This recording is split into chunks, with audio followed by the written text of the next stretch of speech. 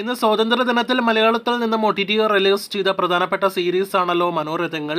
സീരീസിലെ രണ്ടാമത്തെ എപ്പിസോഡാണ് മമ്മൂട്ടി നായകനെത്തിയ കടുകണ്ണവ ഒരു യാത്രക്കുറിപ്പ്.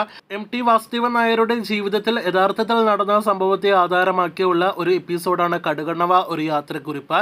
MT തന്നെ കാസ്റ്റ് ചെയ്ത മമ്മൂട്ടി നായകനെത്തിയ രഞ്ജിത്ത് സംവിധാനം ചെയ്ത് ശ്രീലങ്കയിലടക്കം ചിത്രീകരിച്ച കടുകണ്ണവ ഒരു യാത്രക്കുറിപ്പിന്റെ ആദ്യ പ്രതികരണങ്ങൾ പുറത്തുവരുമ്പോൾ ഡീസന്റ് പോസിറ്റീവ് അഭിപ്രായങ്ങൾ എപ്പിസോഡ് നേടിയെടുത്തിരിക്കുകയാണ്. 30 മിനിറ്റിൽ ദൈർഘ്യമുള്ള എപ്പിസോഡിൽ മമ്മൂട്ടി, വിനീത്, അനുമോൾ തുടങ്ങിയവരൊക്കെ പ്രധാന റോളുകളിലെത്തുന്നു. എപ്പിസോഡിൽ വെറും 10 മിനിറ്റ് റോൾ മാത്രമേ മമ്മൂട്ടിക്ക് ഉള്ളതെങ്കിൽ പോലും ഉള്ള സ്ക്രീൻ സ്പേസിൽ മികച്ച രീതിയിൽ പെർഫോമൻസ് നടത്താനായിട്ട് മമ്മൂട്ടിക്കായിരിക്കുന്നു എന്നാണ് എപ്പിസോഡ് കാണുമ്പോൾ വ്യക്തമാകുന്നത്. സീരീസിലെ എപ്പിസോഡിലെ കഥാപാത്രത്തിന്റെ മമ്മൂട്ടിയുടെ പേര് വേണുഗോപാൽ എന്നാണ്.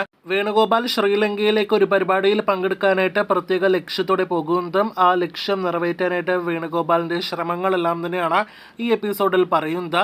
എന്തായാലും സീരീസിലെ രണ്ടാമത്തെ എപ്പിസോഡിന് മികച്ച അഭിപ്രായങ്ങൾ ലഭ്യമായിരിക്കുകയാണ്. ഒരുപാട് നാളുകൾക്ക് ശേഷം രഞ്ജിത്ത് സംവിധാനം ചെയ്തൊരു കണ്ടന്റ് കൂടിയാണ് കടുകണ്ണവ. നേരത്തെ രഞ്ജിത്തും ലിജി ജോസ് പെല്ലിശ്ശേരിയെല്ലാം തന്നെ മുഴുനീള സിനിമയാക്കാനൊക്കെ പ്ലാൻ ചെയ്ത ഒരു കണ്ടന്റ് കൂടിയായിരുന്നു കടുകണ്ണവ.